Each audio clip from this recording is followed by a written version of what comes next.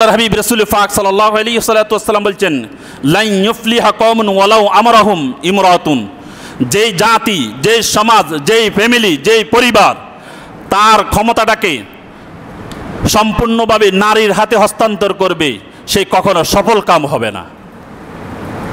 এবার সেটা রাষ্ট্রীয়ভাবে হোক, সামাজিকভাবে হোক, পারিবারিকভাবে হোক, যে কোনোভাবে হোক না কেন, এই ক্ষমতা আল্লাহ পাক রব্বুল আলামিন সরাসরি দিয়ে দিয়েছেন পুরুষদের হাতে।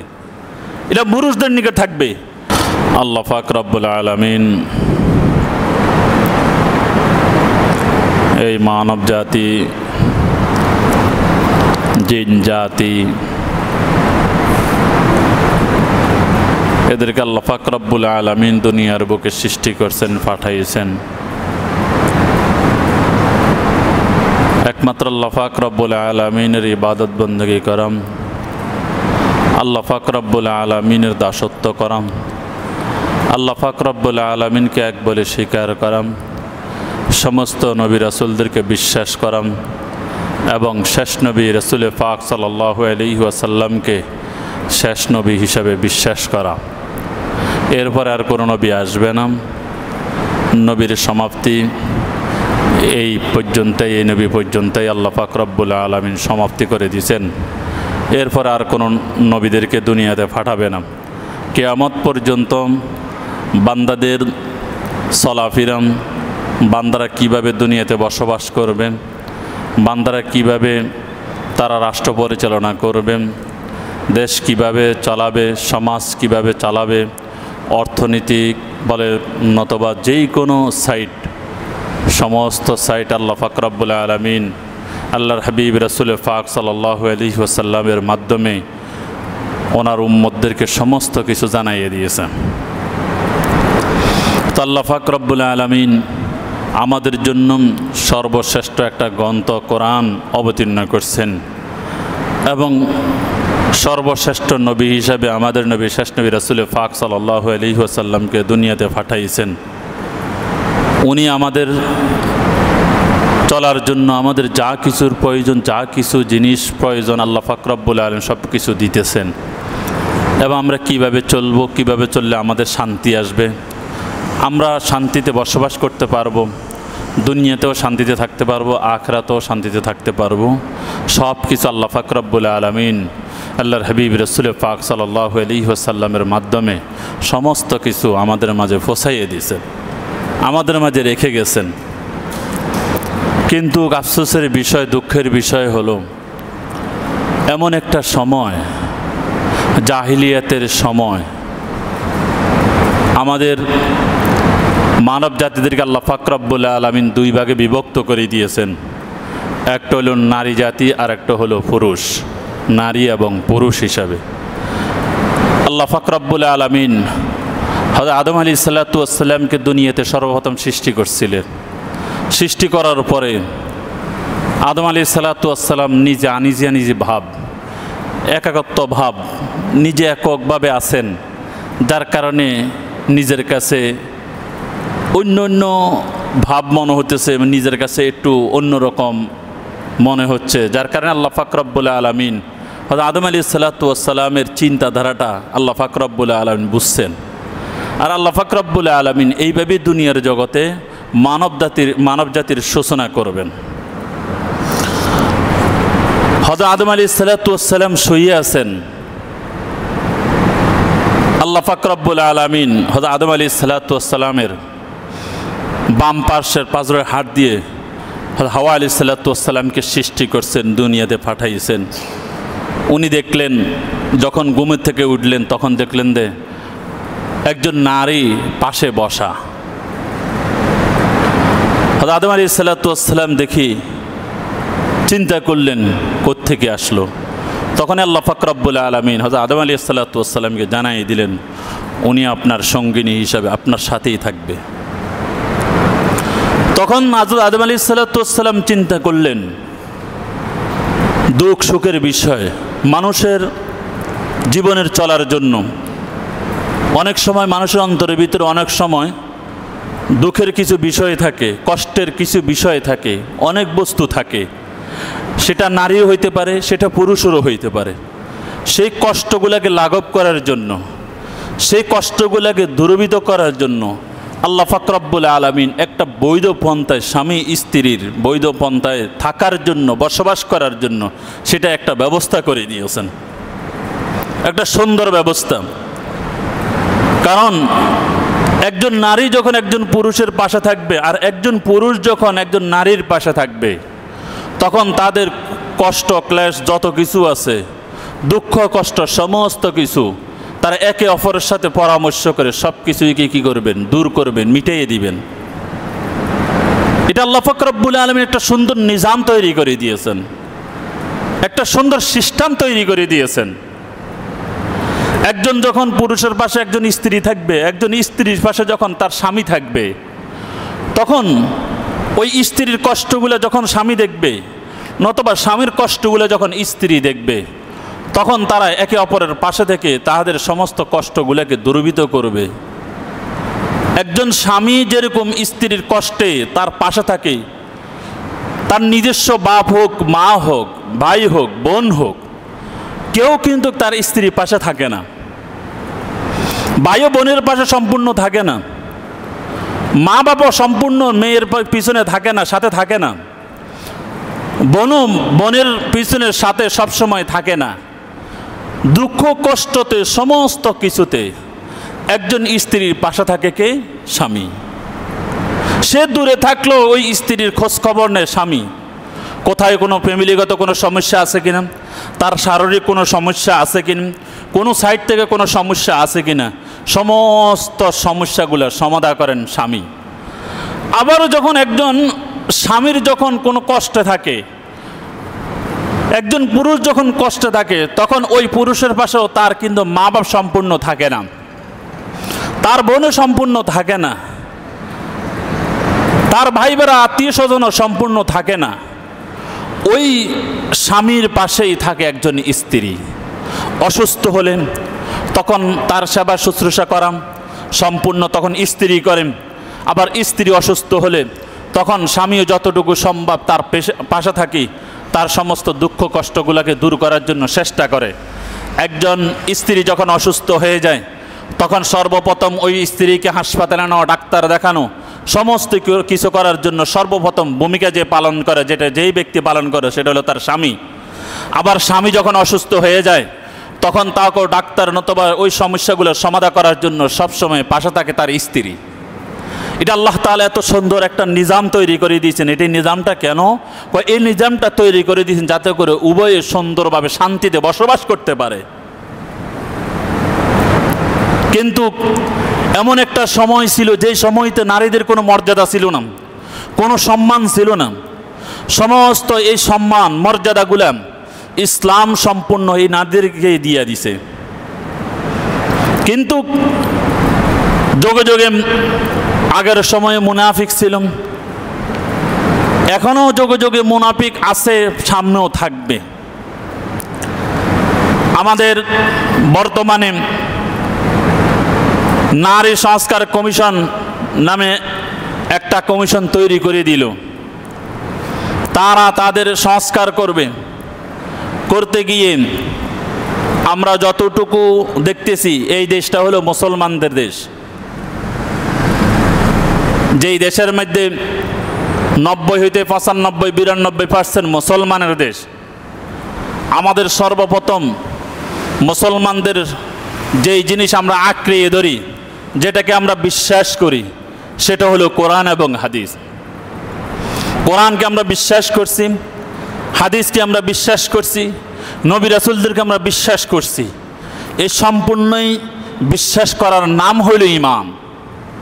এর ভিতরে যদি কোনো ব্যক্তি যদি যাররা পরিমাণও যদি তার যদি ত্রুটি থাকে, যদি সন্দেহ থাকে, তাহলে সে ঈমানদার নয়, মুমিন নয়।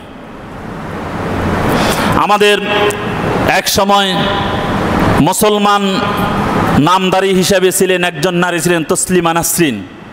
কিন্তু আসলে প্রকৃতপক্ষে সে মুসলমান নয়, সে হলো মুনাফিক। মুসলমান তো আমরা ওই ব্যক্তিকেই ধরে নিব, মুমিন তো ওই ব্যক্তিকেই ধরে নিব যে কোরআনকে সম্পূর্ণ মেনে নেয়, যে হাদিসকে সম্পূর্ণ মেনে নেয়, সেই হলো মুসলমান। যে কোরআনকে সম্পূর্ণ মানবে না, যে হাদিসকে সম্পূর্ণ মানবে না, সে মুসলমান হতে পারে না। কারণ আল্লাহকে এক বিশ্বাস করাম, যারা আল্লাহকে এক বলে বিশ্বাস করে তারা হলো মুমিন, তারা হলো মুসলমান। যারা আল্লাহর সাথে শরীক করে তারা মুসলমান না, তারা হলো কাফের, মুশরিক, বেদিন। তাহাদের ঠিকানা হলো একটা, মুমিনদের ঠিকানা হলো আরেকটা। তাদের ঠিকানা আল্লাহ পাক রব্বুল আলামিন তৈরি করে রাখছেন, সেটা হলো জাহান্নাম। আর মুমিনদের জন্য ঠিকানা তৈরি করে রাখছে, সেটা হলো জান্নাত। এটা আল্লাহ পাক রব্বুল আলামিন দুনিয়ার জগতে মানব জাতিদেরকে যখন দুনিয়াতে প্রেরণ করছেন, তখন আল্লাহ পাক রব্বুল আলামিন এই মানব জাতির জন্য সমস্ত কিছু সমান অধিকার আল্লাহ পাক রব্বুল আলামিন দিয়ে দিয়েছেন। এই কারণে মুসলমানদের তুলনায় আল্লাহ পাক রব্বুল আলামিন কাফের, মুশরিক, বেদিনদেরকে অর্থ সম্পদ বেশি দিছে। মূল বিষয়গুলো, মূল বস্তুগুলো কিন্তু মুসলমানদের হাতেই, কিন্তু তাদেরকে কেন দিছে? তাদেরকে দিছে এই কারণেই, যাতে করে কাল কিয়ামতের ময়দানে তারা এই প্রশ্নটা আল্লাহ পাক রব্বুল আলামিনের নিকট করতে না পারে যে আল্লাহ তোমাকে বিশ্বাস যারা করছে তাদেরকে তুমি বেশি দিয়েছো, আমাদেরকে কম দিয়েছো, আমাদেরকে কম দিয়েছে। যার কারণে আল্লাহ পাক রব্বুল আলামিন ওই কাফের, মুশরিক, বেদিনদেরকে সবচেয়ে বেশি দিয়েছেন। এটা আল্লাহ পাক রব্বুল আলামিন তাদেরকে সমস্ত কিছু আমরা যেরকমভাবে আলো ভোগ করি, কাফের, মুশরিক, বেদিনরাও আল্লাহর দানীয় আলো ভোগ করেন। আমরা যেরকমভাবে আল্লাহর দানীয় আমরা পানি ব্যবহার করি, তারাও আল্লাহর দানীয় পানি ব্যবহার করেন। তারাও যেরকমভাবে আল্লাহ পাক রব্বুল আলামিন যা কিছু দিয়েছেন সমস্ত কিছু তারা যেরকমভাবে ব্যবহার করে আমরাও ব্যবহার করি, সমানভাবে আল্লাহ পাক রব্বুল আলামিন দিয়ে দিয়েছেন। কিন্তু এই ফয়সালা হলো আল্লাহকে মানা না মানা, এটার ফয়সালা আল্লাহ পাক রব্বুল আলামিন কাল কিয়ামতের ময়দানে করবে। কিয়ামতের ময়দানে করে ফয়সালা করে দিবে আল্লাহ পাক রব্বুল আলামিন যে আমি তোমাদেরকে একটা ব্রেন দিলাম, একটা জ্ঞান দিলাম, বুঝ দিয়ে দিয়েছিলাম। কেন দিয়েছি? আমি দয়া করে, মায়া করে তোমাদেরকে দুনিয়ার জগৎ আমি প্রেরণ করলাম, সৃষ্টি করলাম, তোমরা আমাকে বিশ্বাস করার জন্য, আমাকে মানার জন্য। আর আমি যত কিছু দিব সমস্ত কিছু ওই হুকুমগুলা, বিধিবিধানগুলো সঠিকভাবে তোমরা পালন করবা। এই জন্যই তো আমি তোমাদেরকে দয়া করে, মায়া করে দুনিয়ার জগতে সৃষ্টি করছিলাম। তো যেই কথা বলতেছিলাম সেটা হলো এই আল্লাহ পাক রব্বুল আলামিন সবাইকে, মুনাফিক হোক, কাফের হোক, মুশরিক হোক, বেদিন হোক, মুসলমান হোক, যত ব্যক্তি হোক না কেন, সকলকে আল্লাহ পাক রব্বুল আলামিন দুনিয়ার জগতে সমস্ত কিছুই দিতেছেন। তো এই যেই নারীদেরকে সম্মান, যে জাহিলিয়াতের জমানায় তাদের সম্মান ছিল না, তাদের মর্যাদা ছিল না, তাদেরকে একটা মর্যাদার জায়গাতে তাদেরকে দিত না, বরঞ্চ তাদেরকে জীবন্ত পুঁতে ফেলত। এমন এক পরিস্থিতিতে আল্লাহ পাক রব্বুল আলামিন এই ইসলামের মাধ্যমে, এই দ্বীনের মাধ্যমে এই নারীদের মর্যাদা, সম্মান সমস্ত কিছু আল্লাহ পাক রব্বুল আলামিন দিয়ে দিলেন। অথচ এত মর্যাদা দেওয়ার পরেও তারা তাদের সম্মানকে যখন তারা চিনেই না, জানেই না, তাদের মর্যাদাটা কি তারা যখন বুঝেই না, তখন তারাই অপদস্থ হবে, তারাই লাঞ্ছিত হবে। যার কারণে আজকে আপনি দেখেন আগের জমানা থেকে এখনকার সময়ে, আগের সময়ে মানুষের ভিতরে এরকমভাবে তালাকের এরকম প্রচলন এরকম ছিল না। ডিভোর্স মানুষ এটা বুঝতো না, এত কিছু বুঝতো না, ফরকিয়া কিছুই বুঝতো না, জিনা ব্যভিচার তেমন কিছু বুঝতো না। এগুলোকে মানুষ অনেক ভয় পাইতো। এখন কিছুই ভয় পায় না। কারণ কি? সেটা হলো আল্লাহর বিধান সঠিকভাবে পালন না করার কারণে, সঠিকভাবে না মানার কারণে আল্লাহ পাক রব্বুল আলামিন ওই তাদেরকে লাঞ্ছিত, বঞ্চিত সমস্ত কিছু তাদের নিজেদের কারণে হইতেছে। অথচ তাদের মর্যাদা, সম্মান ওই জিনিসটা তারা বুঝেন না। যার কারণে এই নারী সংস্কার কমিশন তারা বিশাল একটা শার্ট করে আমাদের প্রধান উপদেষ্টার নিকট যখন দিল, টোটাল 43টা, এখনও যদি পরিপূর্ণভাবে এটা প্রকাশ পায়নি, কিন্তু কিছু কিছু এটার আংশিক প্রকাশ পাইছে। যেইগুলা তাহারা সুপারিশগুলা দিছে, পত্রগুলা দিছে, সুপারিশপত্রটা প্রেরণ করলো, দিল প্রধান উপদেষ্টার নিকট, এটা সম্পূর্ণ অনেকগুলা যেগুলো একবারে কোরআন হাদিসের সাথে সাংঘর্ষিক। অথচ কোরআন যে তাদের মর্যাদা দিল, সম্মান দিল, সেই কোরআনের সম্মান এবং মর্যাদাটাও তারা রাখতে পারেনি। তাহলে যারা কোরআনের সম্মান মর্যাদা রাখতে পারে না, যারা হাদিসের সম্মান মর্যাদা রাখতে পারে না, যে সম্মান মর্যাদাও তারা, যে কোরআন দিল, যে হাদিস দিল, ওই কোরআন এবং হাদিসের মর্যাদাও তারা রাখলো না, তাহলে তারা লাঞ্ছিতই হবে। এই কারণে আল্লাহ পাক রব্বুল আলামিন সমস্ত বিধিবিধান এই মানব জাতিদের জন্য কিয়ামতের আগ পর্যন্ত কিভাবে চলবে সমস্ত কিছুই দিয়ে দিয়েছে। তো তো এই নারীদের মর্যাদা ইসলাম কিভাবে দিল? ইসলাম দেখেন, ইসলাম নারীদেরকে মর্যাদা মা হিসেবে দিয়ে দিছেন, ইসলাম মর্যাদা নারীদেরকে বোন হিসেবে দিয়ে দিছেন, ইসলাম নারীদেরকে মর্যাদা স্ত্রী হিসাবে দিয়ে দিছেন, নারীদেরকে ইসলাম মর্যাদা মেয়ে হিসাবে দিয়ে দিছে। তাহলে সমস্ত কিছুই দিল। এবং শুধু তাই, ইসলাম সম্পূর্ণ তাদের মর্যাদা রক্ষা করার জন্য জোরালোভাবে আল্লাহ পাক রব্বুল আলামিন হুকুম দিয়ে দিয়েছেন। এবং আল্লাহ পাক রব্বুল আলামিন আল্লাহর হাবিব রাসূল পাক সাল্লাল্লাহু আলাইহি ওয়াসাল্লামের মাধ্যমে সমস্ত কিছু দিয়ে দিয়েছেন। তাহলে এই নারী সংস্কার তারা দেয়, একটু মজবুত করো, টাইট করো এটারে। দেখেন, এখানে আমাদের বুঝার বিষয়, ইমানের বিষয়। এই জিনিসগুলো যদি আমরা না বুঝি, আমাদের ইমান চলে যাবে। মা বোনরা যদি না বুঝে, তাহলে ইমান চলে যাবে। তাহলে ইমান যদি চলে যায়, তাহলে আপনি জাহান্নামবাসী হবেন। লাভ কি হবে? লাভ হবে না। যতই আপনারা শান্তি খুঁজতেছেন, প্রকৃতপক্ষে চিন্তা ফিকির করুন, শান্তিটা সম্পূর্ণ কোরআন এবং হাদিসের ভিতরেই, ইসলামের ভিতরেই। ইসলাম যেইভাবে বলছেন, ওইটার ভিতরে হলো সম্পূর্ণ শান্তি। আজকে আমাদের ভিতরে অশান্তি কেন? অশান্তির একমাত্র হইতেছে কোরআন হাদিসের বিপক্ষে যখন আমরা দাঁড়িয়ে যাই, তখনই আমাদের অশান্তি হয়ে যায়। কারণ আমাদের সব কিছু আল্লাহ পাক রব্বুল আলামিন দিয়ে দিয়েছেন, আমাদের সব কিছু আল্লাহ পাক রব্বুল আলামিন দিয়েছেন আমাদেরকে। তাহলে সেটা কেন আমরা মানব না? আপনি দেখেন, তারা যে সমস্ত প্রস্তাবগুলা দিয়েছে, এগুলা পত্রপত্রিকাতে কিছু প্রকাশ পাইছে। সেগুলোর ভিতরে এক নাম্বার ছিল সংসদে নারী প্রতিনিধিত্ব বৃদ্ধি। এক নম্বরে সংসদে নারী প্রতিনিধিত্ব বৃদ্ধি। 2 নম্বরে উচ্চকক্ষে নারী প্রতিনিধিত্ব। 3 নম্বর নারী সংগঠনের প্রতিনিধিত্ব। 4 নম্বর অভিন্ন পারিবারিক আইন প্রণয়ন। 5 নম্বর নারী যৌন কর্মীদের শ্রমিক হিসাবে স্বীকৃতি। 6 নম্বর বিবাহিত জীবনে দর্শনকে অপরাধ হিসাবে গণ্য। 7 নম্বর ধর্মীয় আইনের সংস্কার, ধর্মীয় আইনের সংস্কার। 8 নম্বর নারীর প্রতি বৈষম্য দূরীকরণ। 9 নম্বর নারী বিষয়ক স্থায়ী কমিশন গঠন। 10 নম্বর নারী সংগঠনের প্রতিনিধিত্ব নিশ্চিতকরণ। 11 নম্বর না ভোটের বিধান। এগুলো 11 নম্বর। 12 নম্বর হলো নারীর স্বাস্থ্য ও শিক্ষা উন্নয়ন। 13 নম্বর নারী শ্রমিকদের অধিকার নিশ্চিতকরণ। 14 নম্বর নারীর বিরুদ্ধে সহিংসতা প্রতিরোধ। 15 নম্বর নারীর রাজনৈতিক অংশগ্রহণ বৃদ্ধি। এই যে 15টা যেগুলা প্রকাশ পাইছে, সম্পূর্ণ কোরআন এবং হাদিসের সাথে সাংঘর্ষিক। আর নারী সংস্কার কমিশনের নামে যে কমিশন তৈরি করে দিল, এই কমিশনের ভিতরে আমরা যতটুকু দেখতেছি, প্রকৃতপক্ষে দিন সম্পর্কে অবগত, ইসলাম সম্পর্কে অবগত এরকম কোনো নারীকে দেখা যাচ্ছে না সেখানে।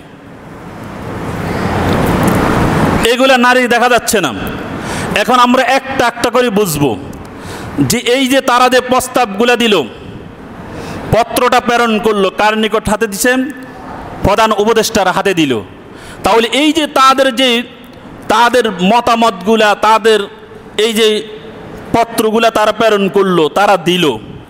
এখন এই জিনিসটা কি আসলে কি কোরআন হাদিসের সাথে সম্পৃক্ত আছে না সাংঘর্ষিক? এখন আমাদের এই দেশের ভিতরে যদি 90 হইতে 92% মুসলমানের দেশে যদি কোরআন এবং হাদিসের সাথে যদি সাংঘর্ষিক থাকে, তাহলে এটা আমাদের ইমানের প্রশ্নে বিদ্ধতায় পড়ে যায়। 1 নম্বরে দেখেন, ওনারা বলছেন ভাই ইমান কিভাবে চলে যাবে? এই কারণে আল্লাহর হাবিব রাসূল পাক সাল্লাল্লাহু আলাইহি ওয়াসাল্লাম বলছে, মুসলমানরা যারা মুমিন ঈমান কিভাবে যাবে সে নিজেও বলতে পারবে না। এই কারণে সবসময় ঈমান তৈরি করার জন্য আল্লাহর প্রতি মুখাপেক্ষী থাকাম, আল্লাহর প্রতি রুজু থাকা, ফিরে থাকাম এবং সবসময় কালিমা পড়াম, আল্লাহকে বিশ্বাস করার প্রস্তুতি গ্রহণ করা। নাহলে যে কোনো সময় ঈমান চলে যাবে। যার কারণে শয়তান কিন্তু সর্বশেষ মুসলমানদেরকে, মুমিনদেরকে প্ররোচনা দেয় কখন জানেন? মুমূর্ষু অবস্থায়। যার কারণে শরীয়তের বিধানও হলো ওই সময় কালিমা পড়া তালকিন না দেওয়া, তার পাশে বসে বসে কালিমা পড়া, তাকে জোর না করা। কারণ এমন হইতে পারে যদি তাকে বলে যে তুমি কালিমা পড়ো, কালিমা পড়ো, এই কথা বলার কারণে হইতে পারে সে কালিমা না পড়ে বেঈমান হয়ে মারা যাওয়ার সম্ভাবনা থাকতে পারে। কারণ হলো তার পাশে শয়তান আছে। এখন কথা বুঝে আসছেনি? দেখেন এখানে 1 নম্বরে যেটা আছে, নারী সংস্কার কমিশন কর্তৃক প্রস্তাবিত সংসদে নারীর প্রতিনিধিত্ব বৃদ্ধি, বিষয়টির সাথে ইসলামের সাংঘর্ষিক কীভাবে হলো দেখেন। এখন নারী প্রতিনিধিত্ব বৃদ্ধি, অথচ আল্লাহর হাবিব রাসূল পাক সাল্লাল্লাহু আলাইহি ওয়াসাল্লাম হাদিসের মধ্যে বলছেন যে সমস্ত ব্যক্তিরা নারীদেরকে প্রতিনিধি বানায় ওই জাতি কখনো কামিয়াব হইতে পারে না, ওই জাতি কখনো সফল হইতে পারে না। এখন নারী কমিশন তারা একটা যুক্তি পেশ করে, সেটা হলো রানী বিলকিসের কথাটা তারা বলে। দেখেন রানী বিলকিস যখন সিংহাসনে ছিল তখন কিন্তু সে অমুসলিম ছিল, আর যখন সে মুসলমান হয় সেটা হাদিসে আছে, যখন সে অমুসলিম থেকে মুসলমান হয় তখন সেই এই সিংহাসনটাকে, রাজত্বটাকে সুলাইমান আলাইহিস সালাতু ওয়াস সালামের নিকট হস্তান্তর করে। কিন্তু ওই যে দ্বীনের জ্ঞান না থাকার কারণে, দ্বীনের বুঝ না থাকার কারণে, কোরআন হাদিসের চর্চা না থাকার কারণে তারা এই সমস্ত যুক্তিগুলা পেশ করে। দেখেন নারী বিলকিস উনি যখন মুসলমান হলেন তখন এর সাথে সাথে সুলাইমান আলাইহিস সালাতু ওয়াস সালামের নিকট ক্ষমতাটা হস্তান্তর করলেন, সিংহাসনটা হস্তান্তর করলেন। করার পরে যেই উনি কি বললেন, যেটা কোরআনে আছে, কিসে আছে? কোরআনে আছে, রব্বিন্নী যালামতু নাফসি ওয়া আসলামতু মা সুলাইমান লিল্লাহি রাব্বিল আলামিন।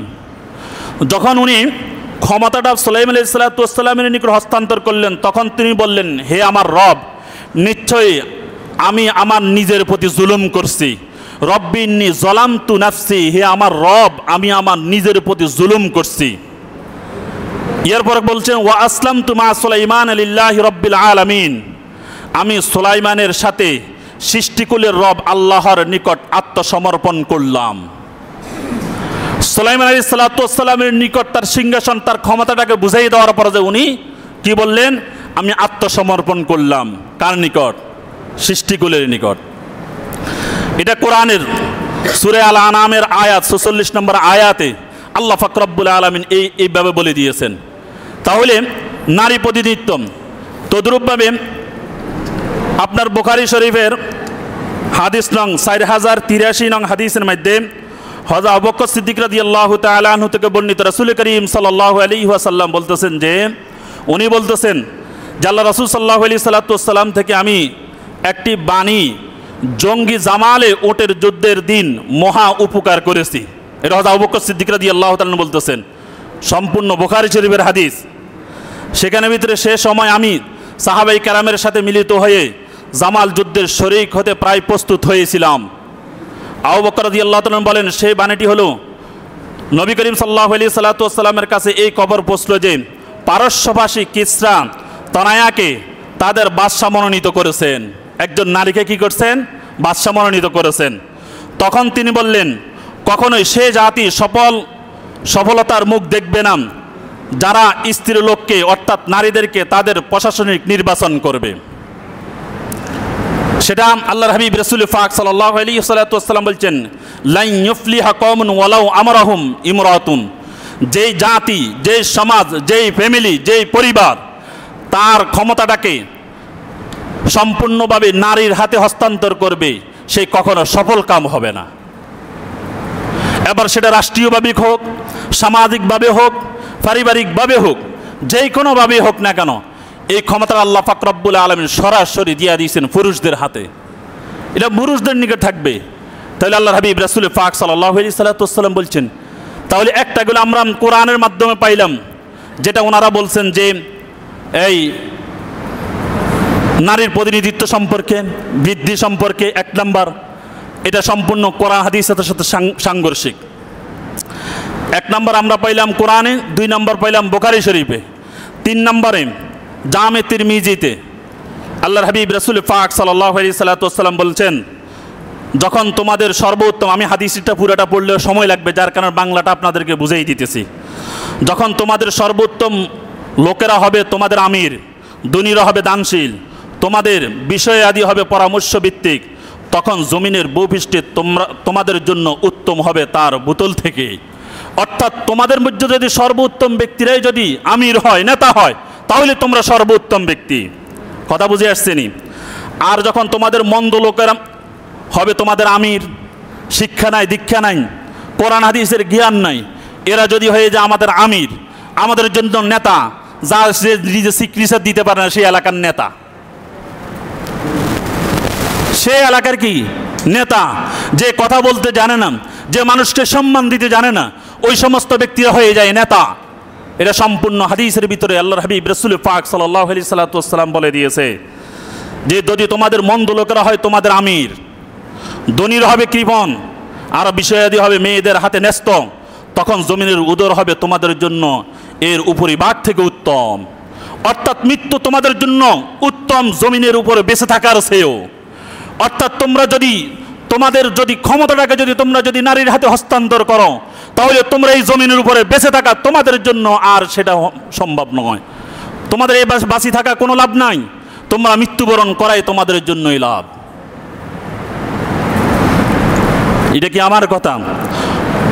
জামে তিরমিজিতে 2266 নম্বর হাদিসে আল্লাহর হাবিব রাসূল পাক সাল্লাল্লাহু আলাইহি সাল্লাম বলছেন, এই যে দেখেন শুধু 1 নম্বর একটাই বলছি, এরপরও যে এরকমভাবে যতগুলো করছে সম্পূর্ণ কোরআন হাদিসের বিপরীত, একটাও কোরআন হাদিসের পক্ষে নাই। তাহলে এখন আমরা মুসলমান হিসেবে আমাদের কর্তব্য কি, দায়িত্ব কি? এই কমিশন বাতিল করতে হবে। যার কারণে গত আওয়ামী লীগের আমলে 2013 সালে ব্লগাররা শাহবাগ বসে যেরকমভাবে নাস্তিক ফাস্তিকেরা যেরকমভাবে আরম্ভ করছিল, যার কারণে বাংলাদেশের ভিতরে একটা সংগঠন তৈরি হয়েছে হেফাজতে ইসলাম। সেখানের ভিতরেও কত মানুষ শহীদ হয়ে গেছে, কত মানুষ এই ইসলামের জন্য প্রাণ দিছে, রক্ত দিয়েছে, শাপলা চত্বর লাল হয়ে গেছে, লাশে স্তূপ হয়ে গেছে। তাহলে কি তারা সেটা লক্ষ্য করে না? এই দেশের মানুষ মুসলমানেরা তারা সমস্ত কিছু ত্যাগ করতে স্বীকার, তারা জান দিতে প্রস্তুত, মাল দিতে প্রস্তুত, কিন্তু ইমানকে বিনষ্ট করতে প্রস্তুত নয়, ইমানকে নষ্ট করতে দিবে না। ইমান তারা তাজা রাখবেই, যার কারণে রক্ত চলে যাবে, প্রাণ চলে যাবে, লাশ পড়ে যাবে, সমস্ত কিছুই হবে। এই সমস্ত লোকগুলো হলো ওই যে তসলিমা নাসরিনের চেলাপেলা, যারা এখন উকি মারে, ফাঁকে ফাঁকে এখনো উকি মারে। কি মারে? উকি মারে। এই বাংলাদেশ পবিত্র ভূমি, আউলিয়া কেরামের ভূমি, আলেম ওলামাদের ভূমি, মুসলমানদের ভূমি। এই ভূমিতে কোরআন হাদিসের বিপক্ষে দাঁড়াবে পারেও না, সামনে পারবেও না।